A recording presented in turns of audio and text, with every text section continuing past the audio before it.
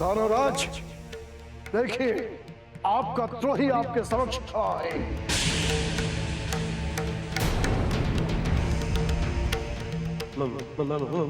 Market,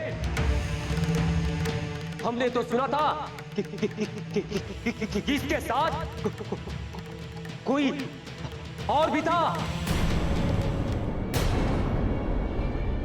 कहाँ है वो? वो तो इंद्र था। इंद्र? इंद्र? उस दुष्ट का इतना दुस्साहस कि वो दानव लोक में अपने पैर रखे। दानवराज, आप चिंता न करें। मैंने स्वर्गाधिपति इंद्र को अपनी चोटियों से ऐसा प्रहार किया है कि उसकी आत्मा हिल गई होगी। एक और प्रहार करता तो कदाचित परमाणु में वो विखंडित हो ही जाता। मैं तो दूसरा प्रहार करने ही वाला था कि हनुमान ने मुझे उसे मारने के लिए रोक दिया।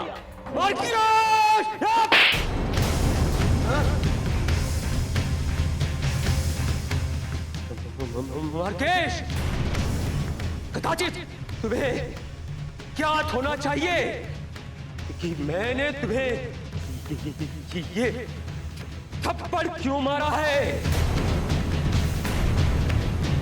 इसलिए नहीं कि देवराज इंद्र मृत्यु को नहीं प्राप्त हुआ, किंतु यदि तुम इंद्र को उसकी मृत्यु के घाट उतार देते तो मैं तुम्हारे शरीर को इतने टुकड़ों में विभाजित करता कि तुम्हारे परमाणु भविष्य में कभी कभी संगठित नहीं हो पाते। किंतु दानवराज, इंद्र तो आपका शत्रु था। हाँ,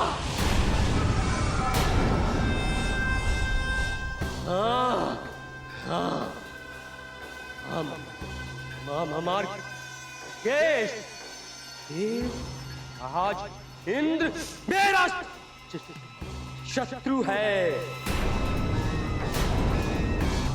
किंतु मेरे और इंद्र के प्रतिशोध में कोई मध्य में नहीं आएगा, कोई नहीं।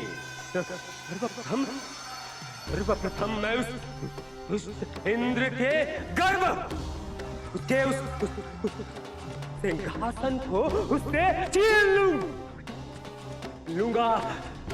देखिए, उसका गर्भ टूट जाएगा।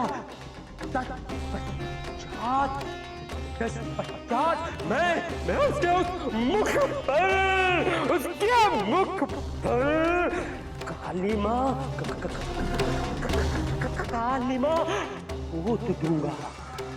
पोत दूंगा। फिर उसे सोम रस के पात्र में करके ब्रह्मांड में अपमानित होने के लिए छोड़ दूंगा। तब तक मार्केश, जब तक संपूर्ण ब्रह्मांड में उसको अपमानित न होना पड़े।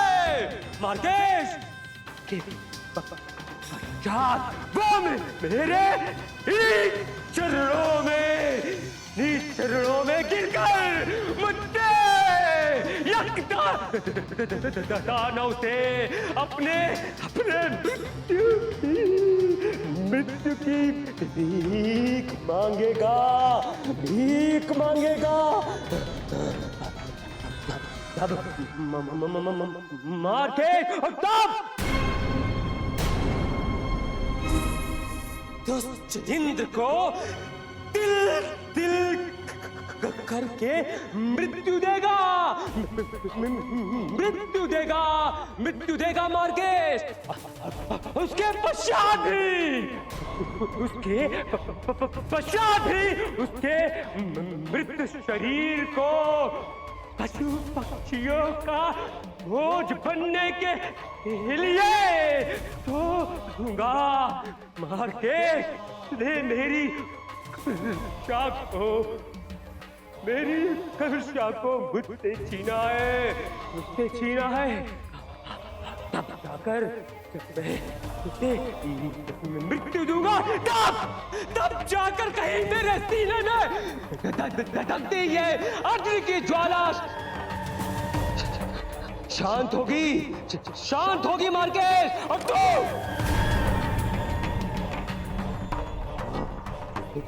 तुम मार्केस मेरे इस अभियोजना का प्रथम चरण ही समाप्त करने चला था। नहीं मार्केस, नहीं, कोई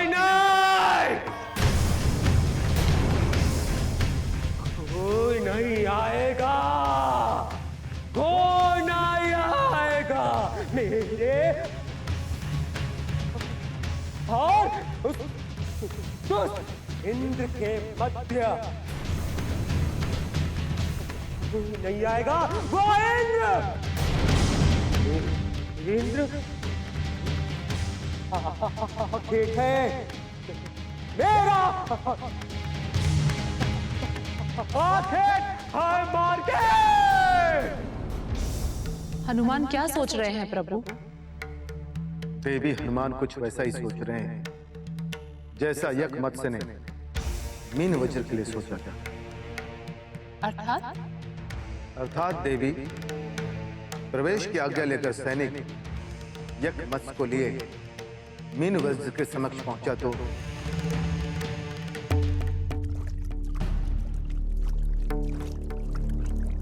महामंत्री जी, मीन वज्र जी, मुझे अपने लोक में शरण दे दीजिए। मेरी स्थिति पर दया कीजिए। यदि आपने मुझे अपने लोक में शरण नहीं दिया तो मैं कहीं का नहीं रहूंगा, कहीं का भी नहीं। मीन वज्र जी, और वैसे भी समुद्र देव ने जल के जीवों की रक्षा आपको ही तो सौंपा है। हाँ, और मैं भी तो एक जल का ही जीव हूं, इसलिए मेरी रक्षा का उत्तरदायित्व आपका ही बनता है। मैं तो जल पर ही जीवित हूं। यदि मैं वायु में जीवित रह पाता तो मैं आपके लोक कदापि नहीं आता। किसी को कोई भी कष्ट नहीं देता। कृपया मेरी सहायता करें महामंत्री जी, मैं असहाय हूं, कृपया मेरी सहायता करें। किंतु तुमने अब तक ये नहीं बताया कि वास्तुता में तुम्हें तुम्हारे आयाम के जल लोक से क्यों निकाला गया? अब मीन वज्र जी, वो मैं आपको कैसे बताऊं कि मैं भगोड़ों को शरण नहीं देता। नहीं महामंत्री जी, कदापि नहीं। मैं भगोड़ा नहीं हूं मीन वज्र जी, भगोड़ा नहीं हूं। मुझे तो मेरे ही लोक के मत्स्यों ने मिथ्य आरोप लगाकर वहां से निष्कासित कर दिया। किंतु मैं तुम्हारी बात पर विश्वास कैसे करूं? महामंत्री जी, ठीक है मंत्री जी, ठीक है, कर दीजिए मुझे निष्कासित। यदि आप मुझ पर विश्वास नहीं कर सकते तो आप मुझे अपने हाथों से ही समाप्त कर दीजिए। यदि आप मुझे अपने शरण में नहीं लेंगे तो मेरे जीवित रहने का क्या अर्थ है? यहाँ वहां इस प्रकार भटककर जीवन यापन करने का कोई अर्थ नहीं मंत्री जी, कोई भी नहीं। मुझे तो मेरे आयाम के लोगों ने ही मिथ्या आरोप लगाकर वहां से निष्कासित कर दिया। अब मैं इस प्रकार कहां जाऊंगा मंत्री जी, कहां जाऊंगा? यदि आपने मुझे यहाँ शरण न दिया तो मैं यहीं आपके द्वार पर पड़े पड़े मृत्यु को प्राप्त हो जाऊंगा। ऐसा नहीं कहते, आत्महत्या करना पाप है। किंतु मीन वज्र जी, इस प्रकार के जीवन का क्या लाभ, आप ही बताएं। किंतु आप ये बताएं कि मैं यहाँ आपके लोक में शरण पा सकता हूँ अथवा नहीं। ठीक है यकमत्स्य, तुम इस लोक के शरणार्थी बन सकते हो। धन्यवाद मीन वज्र जी, धन्यवाद। मेरा कोटि कोटि प्रणाम स्वीकार करें और क्या यकमत? महामंत्री जी, जब आप मुझ पर इतनी कृपा कर ही रहे हैं तो मेरी एक और विनती स्वीकार करें। बोलो, और क्या विनती है तुम्हारी? आप जब मुझे अपने इस लोक में शरण दे ही रहे हैं तो अपने चरणों में स्थान भी दे दीजिए, ताकि मैं आपकी सेवा कर आपके उपकार उतार सकूं। यदि तुम मेरे व्यक्तिगत सहायक बनना चाहते हो तो तुम्हें मेरे अंग रक्षक क्रूम कच्छप को युद्ध में हराना होगा। हरा सकोगे? मीन वज्र जी, कहां मिलेगा वो क्रूम कच्छप? ये कूर्म कच्छप वही है ना देव, जिसको संसार में कोई भी जल जीव पराजित नहीं कर सका। हाँ दीदी, यह कुर्म कच्छप वही है, यानी एक विशालकाय कछुआ, जिसे आज तक कोई जलीय प्राणी पराजित नहीं कर सका। मीन वज्र की सेना का सेनापति और समुद्र की सीमाओं का रक्षक। तो क्या यज्ञमत से कूर्म कच्छप से विजयी हो सका? देव, यज्ञ मत्स्य को कुर्म कच्छप के समीप छोड़ा गया। यज्ञ मत्स्य ने ठीक उसी प्रकार कुर्म कच्छप को युद्ध के लिए चुनौती दी, जिस प्रकार अभी हनुमान यज्ञ दानों को चुनौती दे रहे हैं। प्रभु, यदि आप कुछ क्षण यज्ञमत्स्य की कथा को विश्राम दें, तो मैं पहले हनुमान के दानव लोक का प्रसंग देखना चाहूंगा। अवश्य दीदी, देखिए किस प्रकार यह मूर्ख यज्ञ दानव हनुमान की चुनौती पर अट्टहास कर रहा है। हे यज्ञदानव,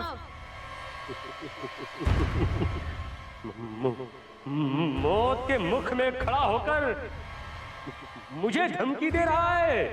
ये धमकी नहीं, मेरी चेतावनी। जब तूने प्रथम बार अपना पग इस लोक में रखा था, तो उसी क्षण इस लोक में तेरी मृत्यु लिखी थी।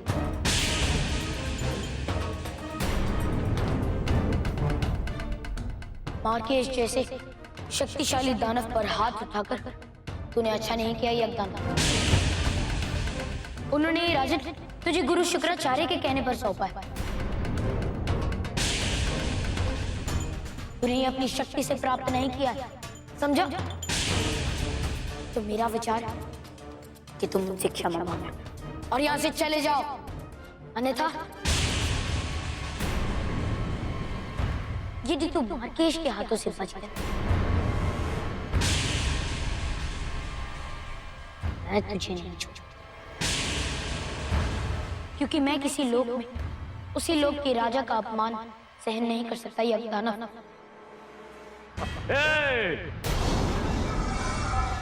हनुमान, बहुत बोल रहा है तू। मार्केश, क्या तुम हनुमान की बात पे ध्यान दे रहे हो? नहीं राजन, जो आपका शत्रु है वो मेरा भी शत्रु है।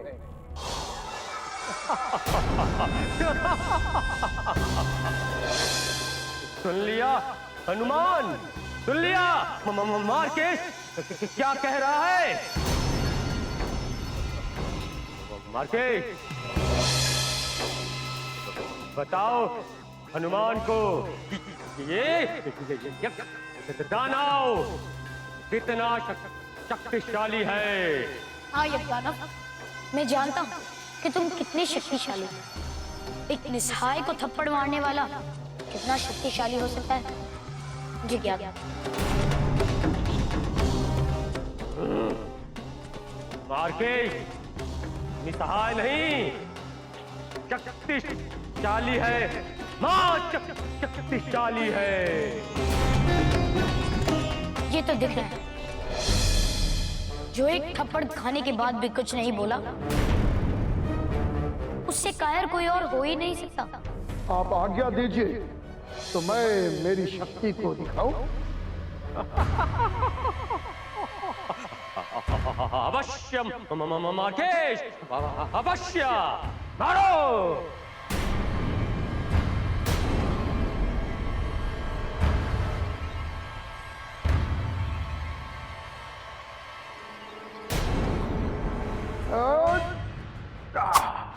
तुम्हारा वार चूक गया मार्केश, किंतु इस बार नहीं।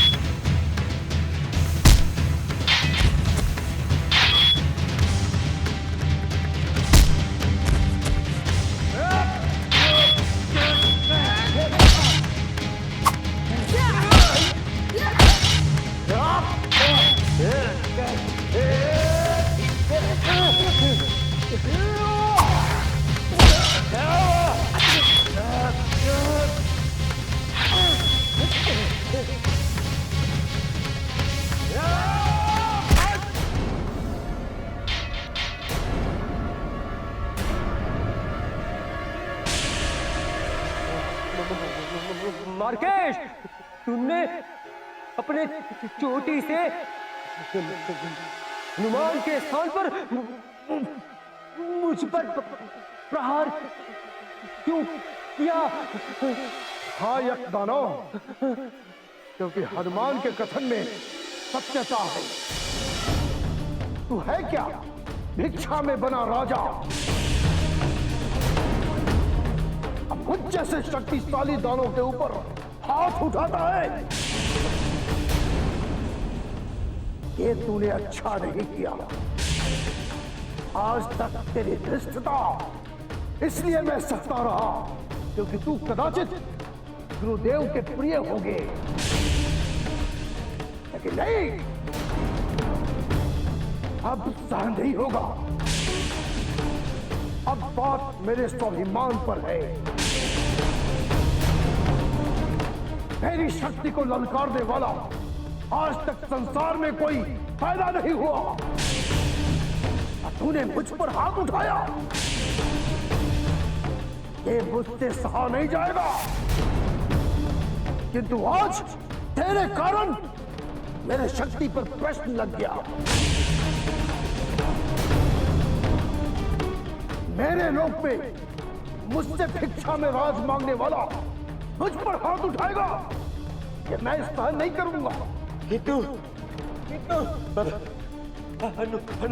हनुमान का साथ क्यों मार्केश? पिछले 3 सदियों से मैं दानव लोक का राजा बना हुआ हूं। दानव तो क्या, आज तक देवता भी मेरे ऊपर हाथ उठाने का साहस नहीं किया।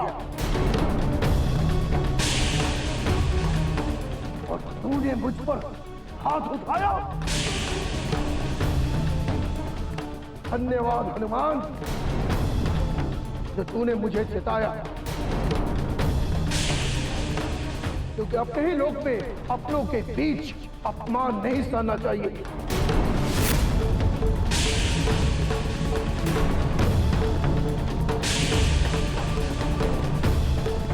अब तू जहां से आया है वहां जाने के लिए उचित हो जा।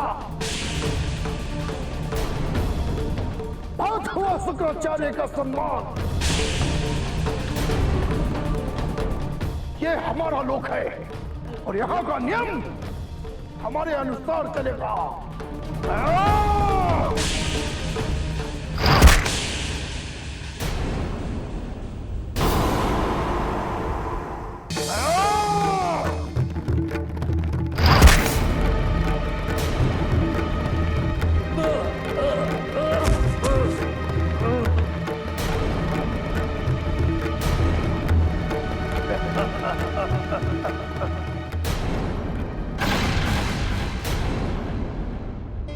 और इस प्रकार दानव लोक से यज्ञ दानव का प्रभाव समाप्त हुआ। तो क्या अब आप हनुमान को बुलाकर दैत्य लोक के विषय में सूचना देंगे प्रभु? हाँ देवी, अवश्य सूचना देंगे। किंतु इस मार्केश की मुस्कुराहट का क्या कारण है, क्या ज्ञात है आपको? कदाचित वो हनुमान को धन्यवाद देना चाहता होगा प्रभु। बहुत भोली हैं देवी आप। चलिए प्रतीक्षा कीजिए हनुमान और मार्केश की पुनराभास की। फिर तब तक आप मुझे मत्स्य लोक की कथा सुनाइए प्रभु। अवश्य देवी। कुर्म कच्छप यक मत्स्य की मायावी शक्तियों के समक्ष नहीं टिक सका और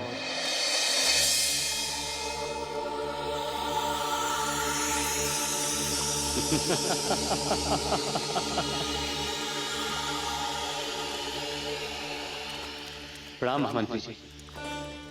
ये लीजिए प्रमाण। क्या अब इस प्रमाण के पश्चात भी मुझे ये सिद्ध करना होगा कि मैं आपका अंगरक्षक बन सकता हूं अथवा नहीं? अद्भुत, सुंदर, अति सुंदर। हम तुम्हारी युद्ध कला से प्रसन्न हुए यकमत्स्य। आज तक कुर्म कच्छप को कोई पराजित नहीं कर सका, किंतु ना तुमने उसे युद्ध में पराजित किया, अपितु उसका शीश काट कर ले आए, जो कि कदाचित मेरे लिए भी एक असंभव कार्य था। कहो क्या चाहिए तुम्हें? महामंत्री जी, यदि आप मेरे इस कार्य से सचमुच इतने प्रसन्न हैं, तो मुझे अपना सेवक बनाने से पहले एक अनुज की भांति आलिंगन कर लीजिए। मेरी इच्छा पूर्ण हो जाएगी और तत्पश्चात मैं जीवन पर्यंत आपके चरणों में पड़ा आपकी सेवा करता रहूंगा। अवश्य यकमत्स्य, अवश्य। तुम्हारे जैसे अनुज को पाकर तो मैं धन्य हो जाऊंगा। तुम मेरे अंगरक्षक ही नहीं, मेरे अनुज की तरह रहो।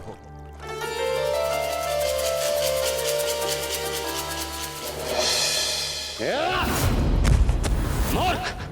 जो तेरे कर्म कच्छप का वध 2 ही क्षण में कर सकता है, सोच ले कि वो तेरा क्या हाल करेगा। इसीलिए भलाई इसी में है कि तू एक मूर्ति के समान यहीं खड़ा रहे। विश्वासघाती! मिनवज्र! अब तो समुद्र देव का त्रिशूल भी मेरे पास है और मेरी युद्ध कला से तू भली भांति परिचित है। इसलिए तेरे लिए अच्छा यही होगा कि तू अब मेरा दास बन जा और मैं इस लोक का राजा बन जाऊं। और वैसे भी जो अपनी रक्षा नहीं कर सकता, वो अपने लोक की रक्षा क्या करेगा?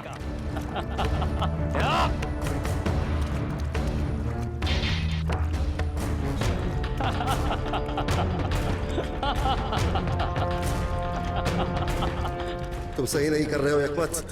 मिनवज, जानता हूं मैं, सब जानता हूं। और जिसे मेरी दास्ता स्वीकार नहीं, वो मृत्यु के घाट उतरने के लिए तैयार हो जाए।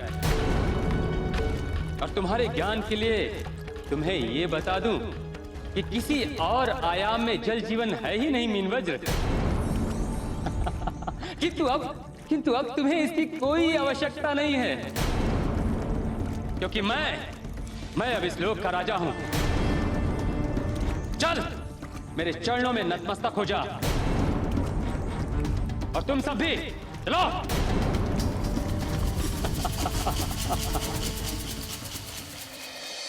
ये तो छल है प्रभु।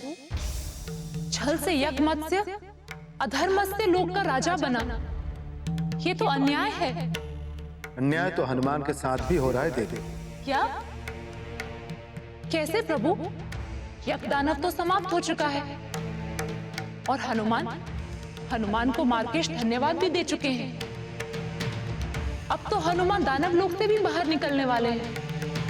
कदाचित आप दानवों के प्रवृत्ति से परिचित नहीं हैं देवी। आप स्वयं देख लीजिए। आज से आप पुनः इस लोक के राजा हैं मार्केश जी। वो तो मुझे होना ही था। तो मार्केश जी, मैं चलता हूँ। मुझे दूसरे लोकों में भी जाना है। आज्ञा दीजिए।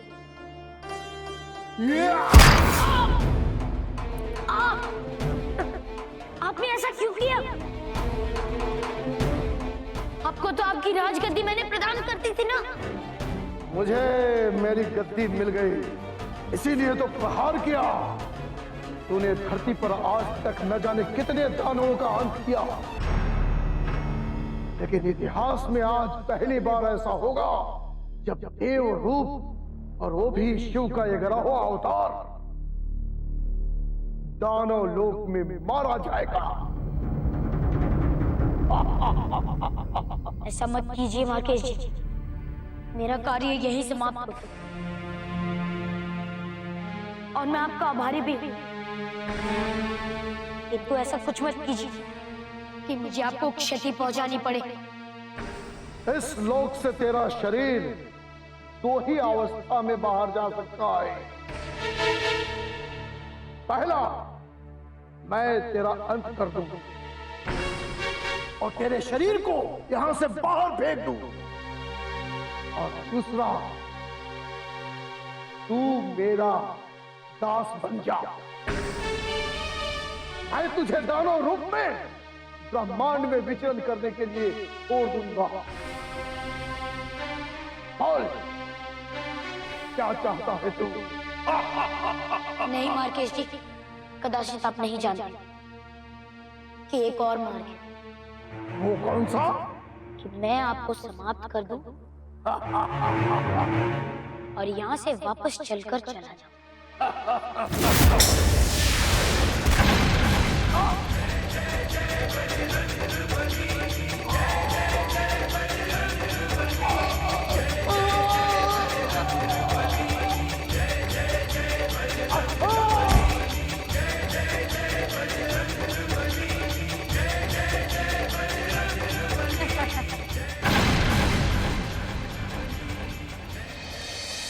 धन्यवाद प्रभु, आज आपके मार्गदर्शन के कारण न केवल मैंने यज्ञदाना अपितु मार्केश जैसे शक्तिशाली दानव को भी समाप्त कर दिया। आपका बहुत बहुत धन्यवाद।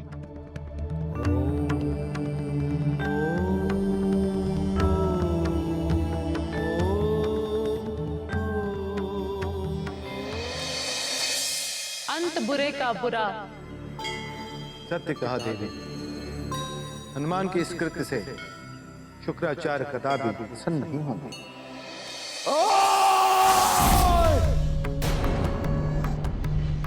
ऐसा कदापि नहीं हो सकता।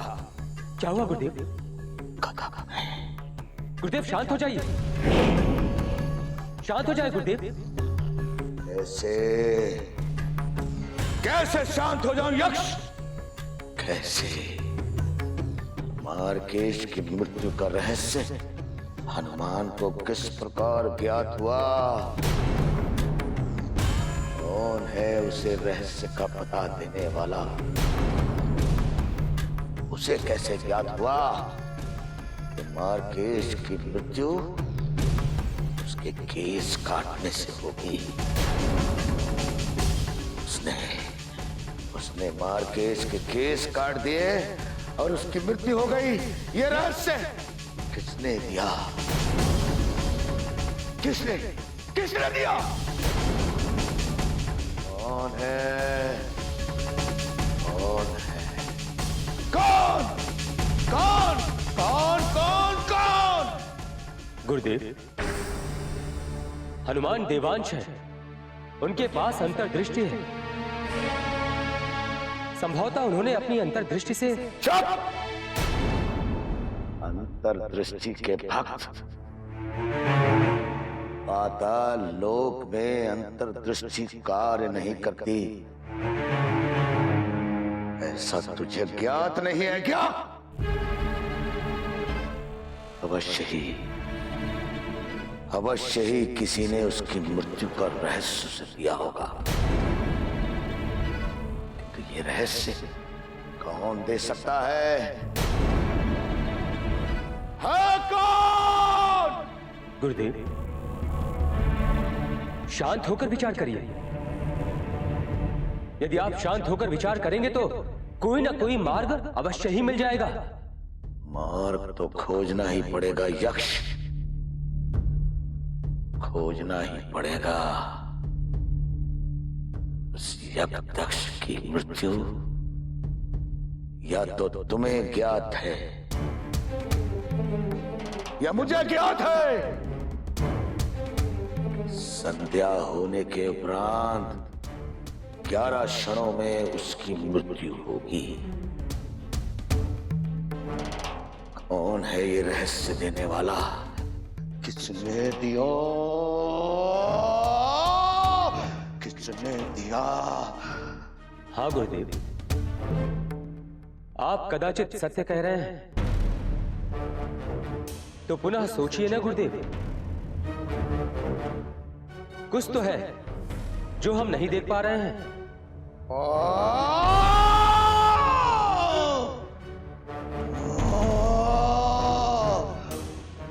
गुरुदेव, शांत हो जाइए और शांत चित्त से विचार करिए।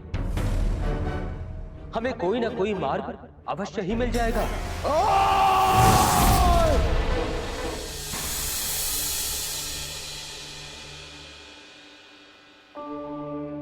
हनुमान, तुम्हारे इस अभियान में अगला पड़ा दानव लोक है।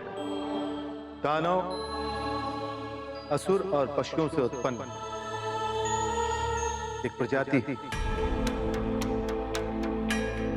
जिस प्रकार पशु संध्या के समय थोड़े से शांत होते हैं, उसी प्रकार दानवों की शक्ति संध्या के ग्राम्य क्षण में नहीं रहती। वही एक समय है हनुमान, जब किसी दानव को समाप्त किया जा सकता है।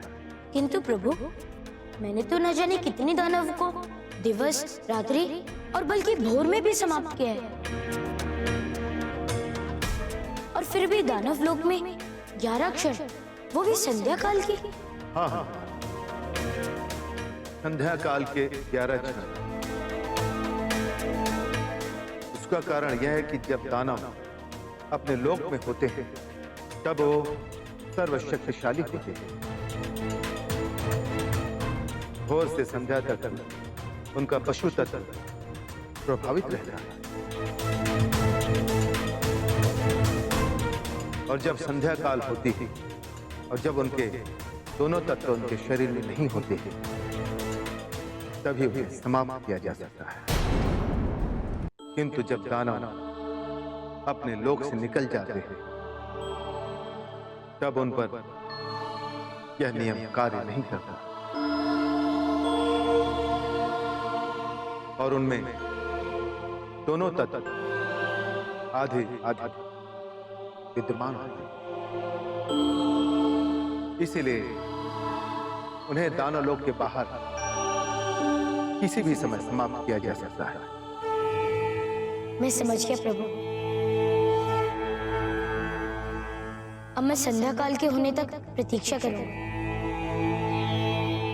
दानव लोक से कार्य समाप्त करके आप सीधे हमारे समक्ष आइए। जी प्रभु।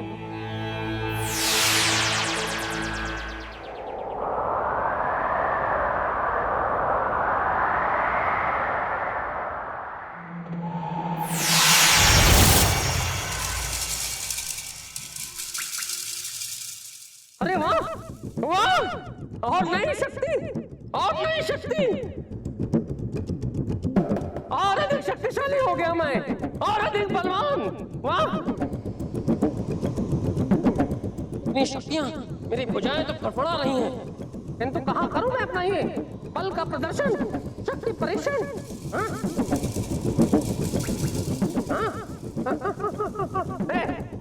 रक्ष तू, रक्ष तू, इधर देख। क्या हुआ? इधर आ। मैं और शक्तिशाली हो गया। इधर मेरी भुजाएं पंछियों की तरफ फड़फड़ा रही हैं, और तू ध्यान लगाकर बैठा है।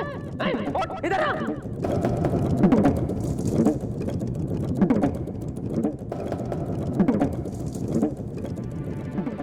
क्या हुआ? क्यों विलाप कर रहे हो? क्यों मुझे ध्यान के पथ से विमुख कर रहे हो? ऐसे ये ध्यान में अपना जीवन व्यतीत करेगा ना, तो कभी भी मेरी तरह महान नहीं बन पाएगा। हाँ, मुष्टि युद्ध कर। दानव होकर संत की वाणी कहां से प्राप्त कर ली? देखो, हमें ध्यान करने दो और तुम विश्राम करो। रॉक कहता हूं, मुझसे मुष्टि युद्ध कर, मुष्टि युद्ध। देख, मेरे अंदर मुझे एक नई शक्ति का संचार अनुभव हो रहा है। चल युद्ध कर। तुमने दिवा स्वप्न देखा है और अवश्य ये बुरा स्वप्न है। तुमने दिवा स्वप्न देखा है और अवश्य ये बुरा स्वप्न है। भ्रम हो गया है तुम्हें यज्ञदैत्य। नहीं, एक बार मुष्टि युद्ध कर मुझसे, एक बार कर। तू मुझे ललकार रहा है, तू मुझे ललकार रहा है यज्ञदैत्य। चला, इस बार यदि तुम मुझे युद्ध में परास्त नहीं कर पाए तो मैं पुनः राजा और तुम दास बनोगे। बोलो, स्वीकार है? हाँ, स्वीकार है, स्वीकार है। रुष्केतु, मुष्टि युद्ध कर। चल। चला।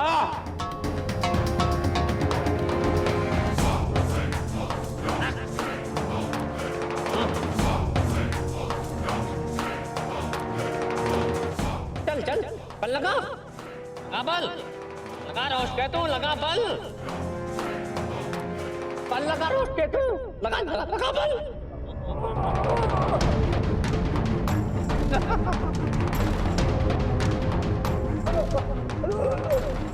रुक जा यही, रुक जा यज्ञदैत्य, रुक जा। गला पर हाथ मत लगाना, वरना मैं मारा जाऊंगा।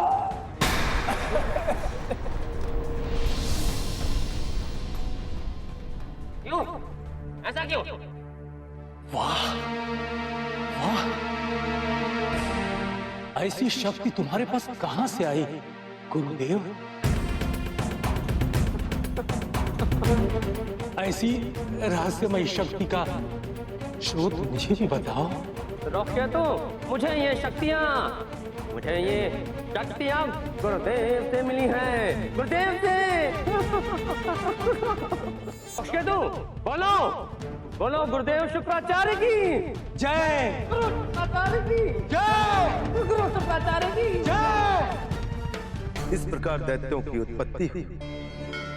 दैत्य आकार में बहुत बड़े, किंतु बुद्धि में बहुत छोटे थे। इन्हें बहलाना बहुत सरल है हनुमान,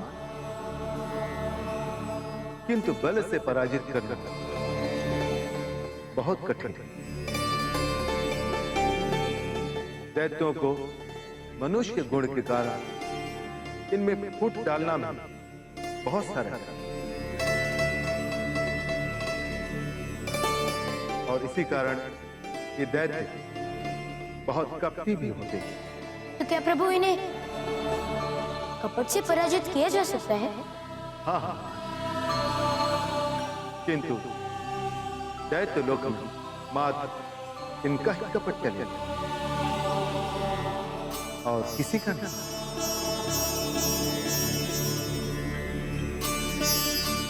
वहां पर उन्हें केवल बल द्वारा ही पराजित किया जा सकता है।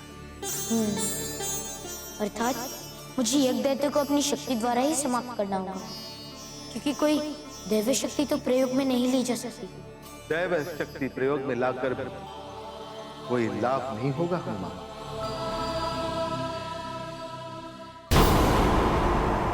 दैव शक्ति प्रयोग में लाकर कोई लाभ नहीं होगा हनुमान, क्योंकि अपने लोक में दैत्य या तो दैहिक बल से समाप्त होंगे या फिर अपनी आयु समाप्त होने पर मृत्यु को प्राप्त। समझ गया प्रभु, अब मैं ये कार्य कर सकता हूँ। मध्य लोक के तृतीय खंड में दैत्यों का निवास है। अब आप मध्य लोक की ओर प्रस्थान करें। जो आज्ञा प्रभु। हनुमान जी प्रभु। यहाँ आइए।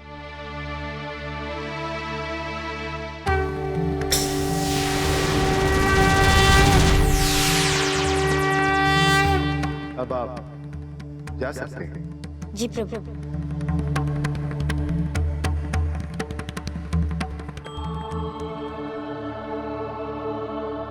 प्रभु, ये आपने क्या किया? हनुमान को चिन्हित किया है देवी। अर्थात आपको सब ज्ञात हो जाएगा देवी। प्रभु, मुझे ये ज्ञात नहीं हो पा रहा कि यज्ञ किस प्रकार यज्ञलोक पहुंचे और उन्होंने वहां पर विजय किस प्रकार प्राप्त की। तो सुनिए देवी, यक्ष किस प्रकार यक्षलोक पहुंचा और कैसे उसने विजय प्राप्त किया।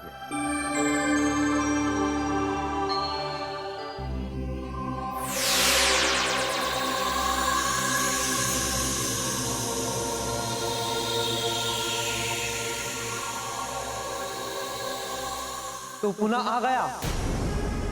भूल गया कि तुझे निष्कासन दिया हुआ है। तेरी मां एक चोर थी और चोर की संतान चाहे देव संतान से उत्पन्न हुई हो, उसे यक्ष लोक में नहीं रखा जा सकता। जा, चला जा यहां से। यक्ष सैनिक,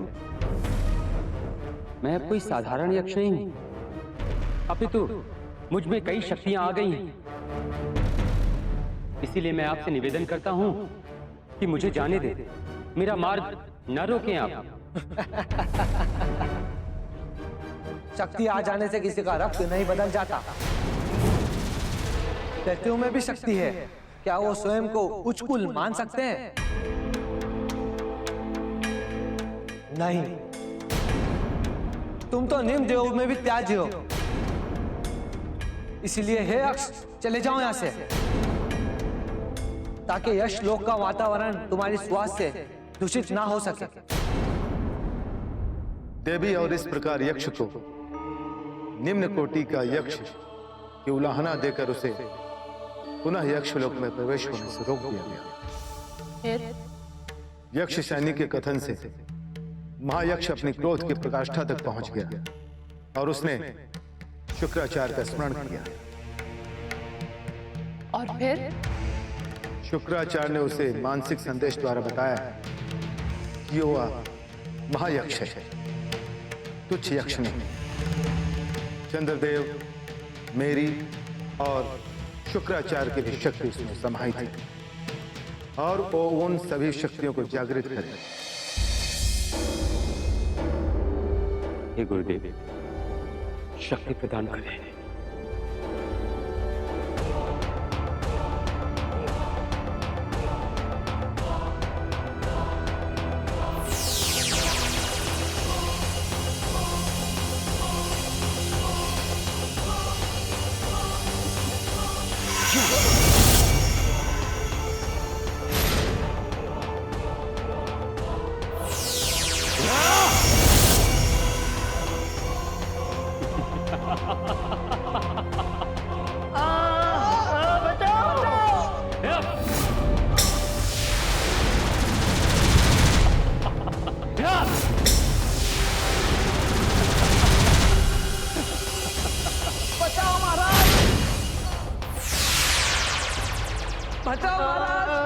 चोर यक्ष, तू फिर यहां? नहीं, मैं चोर यक्ष नहीं, मुनि यक्ष। अभी तो मैं महायक्ष हूं। महायक्ष, तुम सबका काल हूं मैं।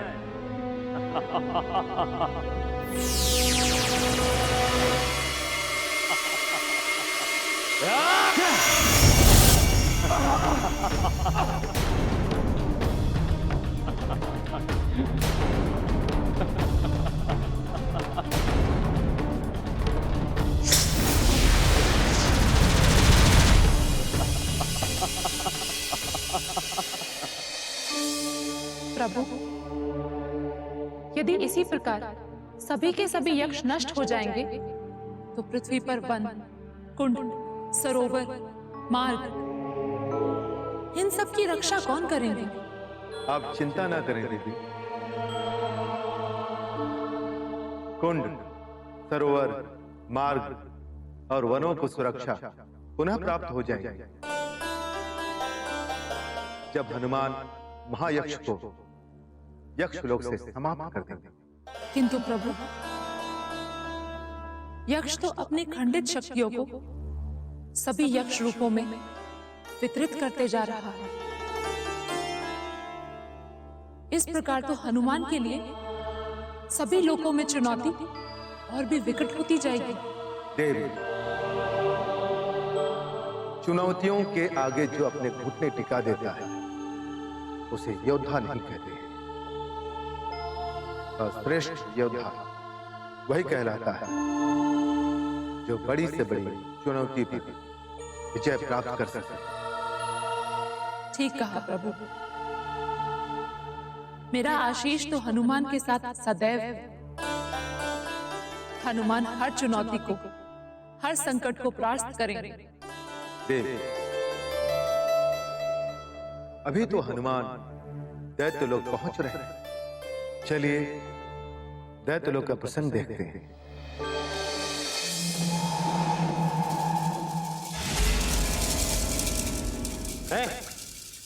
रश्केतु, गुरुदेव ने तेरे लिए संदेश भेजा है।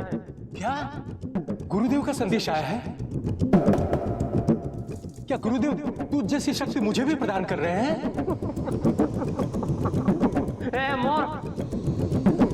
वो शक्तियां गुरुदेव ने केवल मुझे दी हैं, मुझे और किसी को नहीं। तेरे लिए तो मूर्ख केवल संदेश हैं। सुन, रुष्टकेतु नाम है मेरा, और जब मैं रुष्ट हो जाता हूं तो सारा ब्रह्मांड हिला सकता हूं। गुरुदेव के पास मेरे लिए कोई शक्ति नहीं है। ऐसा कैसे कर सकते हैं गुरुदेव मेरे साथ? गुरुदेव ने तेरे लिए संदेश भेजा है, पहले उसे तो सुन ले। नहीं, मुझे कोई संदेश नहीं सुनना है। अच्छा, ये भी नहीं कि गुरुदेव ने ये कहा है कि हनुमान हमारे लोक की ओर आ रहे हैं, और यदि रोषकेतु हनुमान को समाप्त कर देगा तो गुरुदेव मुझसे भी अधिक शक्तियां रोषकेतु को दे देंगे। क्या सत्य? ऐसा संदेश भेजा है गुरुदेव ने? हाँ रोषकेतु, हाँ। ठीक है, तो आने दे हनुमान को। उसका अर्क न निकाल दिया तो मेरा भी नाम रुष्टकेतु नहीं।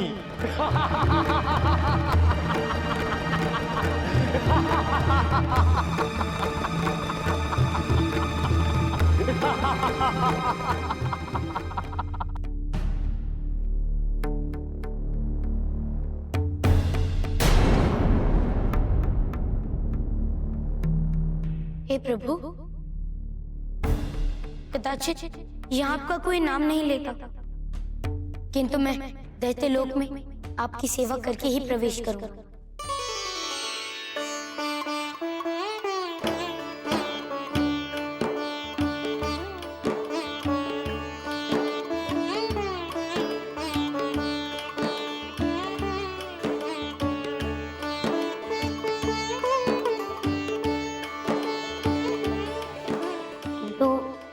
इसे साफ करने के लिए तो मुझे जल की आवश्यकता होगी। मैं पहले जल लेकर आता हूँ।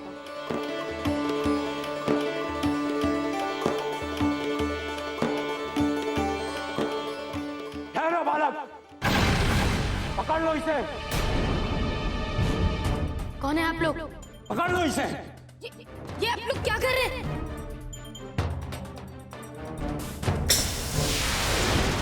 दीजिए, छोड़ो मुझे। इसका कारण क्या है? छोड़ो मुझे।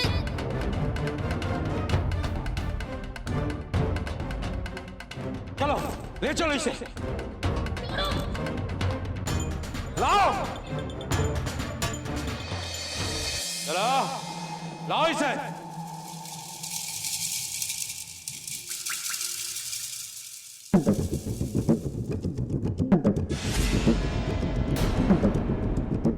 यज्ञदैत्य, तुम्हारा अपराधी तुम्हारे सामने प्रस्तुत है।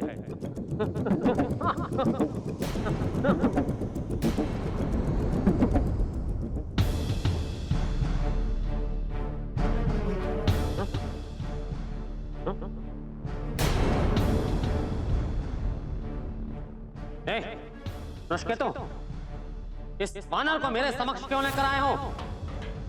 इसे अभी मृत्यु के घाट उतार दे, ताकि उन देवताओं को पता चले कि हमारे लोक में प्रवेश करने और हमें चुनौती देने का क्या परिणाम होता है।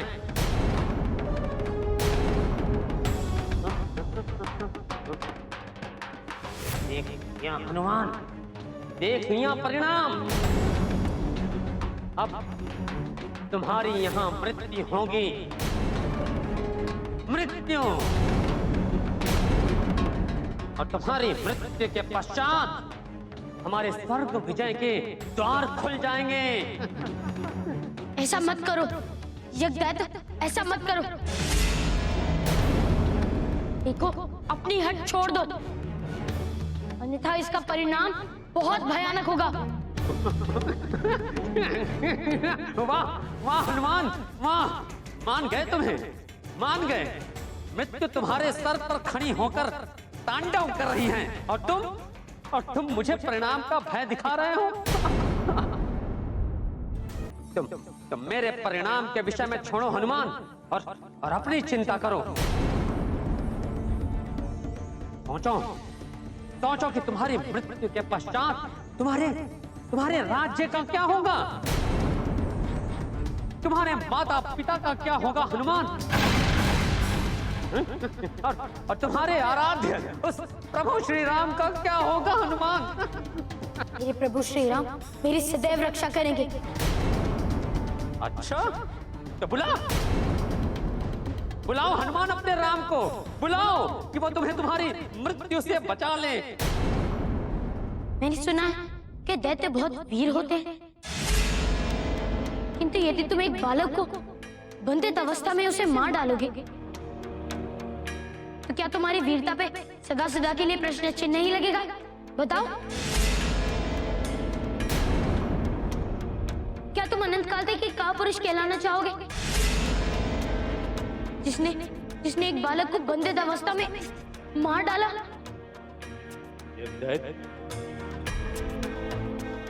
सत्य कह रहा है। नहीं यज्ञदैत्य,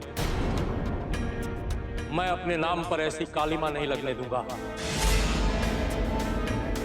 हनुमान भले ही देवांश है, पर है तो बालक। पिछले कई सुर असुर संग्राम में मैंने असंख्य देवताओं का वध किया है। मुझसे शक्तिशाली दैत्य इस संसार में कोई नहीं है। और फिर भी तुम मुझे बंधित अवस्था में मार देना चाहते हो? तो मैं कैसे मानूं कि तुम संसार के सबसे अधिक शक्तिशाली दानव? नष्केतो, ये हनुमान तुझे अपनी बातों में उलझा रहा है। हाँ? मत कर ऐसा, मार दे इसे। यदि तू इसे मृत्यु के घाट नहीं उतार सकता, तो मैं इसे अभी मृत्यु के घाट उतार देता हूं। मत भूलो यज्ञदैत्य कि तुम भी अब एक दैत्य हो, और दैत्यों के मान सम्मान के लिए इस बालक को मुक्त करके एक अवसर अवश्य देना चाहिए। नहीं, कोई अवसर नहीं, नहीं, इसे मुक्त मत कर। ये मेरा आदेश है तुझे। ठीक है, मुझे मुक्त मत कीजिए, किंतु मेरे बचाव के लिए मुझे एक अवसर तो दीजिए। युद्ध के माध्यम यदि मेरी मौत हो गई, तो कम से कम कोई ये तो नहीं कहेगा कि किसी बंधित बालक की मौत हुई। ठीक है, ठीक है हनुमान, यदि तुम ऐसा कहते हो तो दिया एक अवसर, दिया तुम्हें एक अवसर, किंतु वो अवसर एक विशेष परिस्थिति में दिया जा सकता है हनुमान। कहो। हनुमान, हमारे इस लोक में द्वंद्व युद्ध या मल्ल युद्ध नहीं चलता, उस केतु के साथ तुम्हें मुष्टि युद्ध करना होगा हनुमान। ठीक है, मुझे तुम्हारे नियम स्वीकार है, किंतु यदि मैं रोष केतु से मुष्टि युद्ध में विजय हो गया तो? ठीक है हनुमान, ठीक है, यदि तुम इस युद्ध में विजयी हुए तो मैं तुम्हें मुक्त कर दूंगा, जाने दूंगा तुम्हें।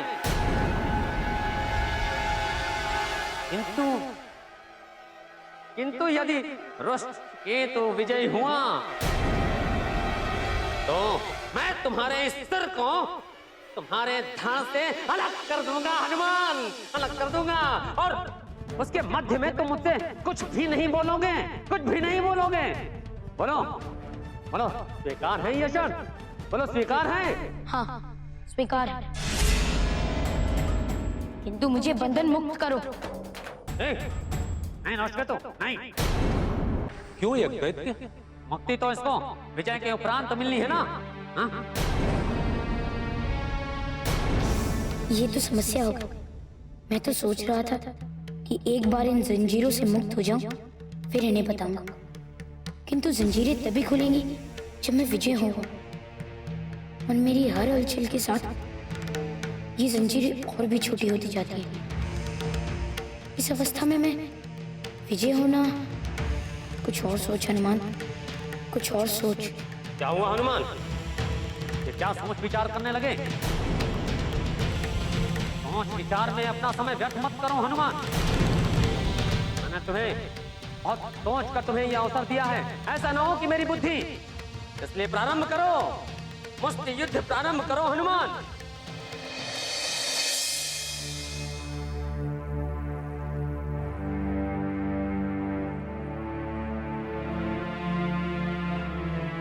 महाराज, महारानी, ये है पुण्य में आप दोनों हनुमान के अभियान समाप्त होने तक उनकी यहां प्रतीक्षा कर सकते हैं।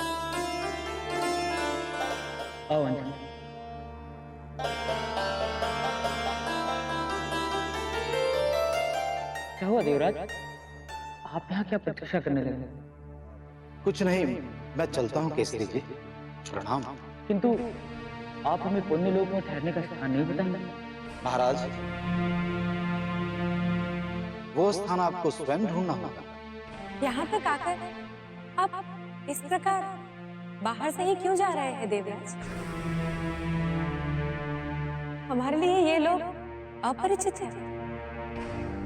किंतु आप दोनों यहाँ भटकेंगे नहीं?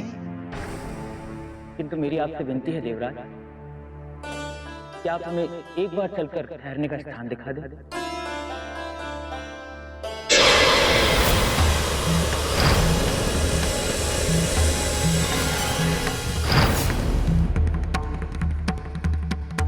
देवराज, बस इसीलिए मैं आप लोगों के साथ नहीं आ रहा था। किंतु आप तो स्वर्ग के राजा हैं, आप क्यों प्रवेश नहीं कर पा रहे? महारानी, जब तक मैं यक्ष से क्षमा नहीं मांग लेता, तब तक मेरा पुण्य लोक में प्रवेश वर्जित है। यक्ष के क्षमादान देने तक मैं पाप का भोगी हूं, और पापग्रस्त कोई भी जीव इस पुण्य लोक में प्रवेश नहीं कर सकता।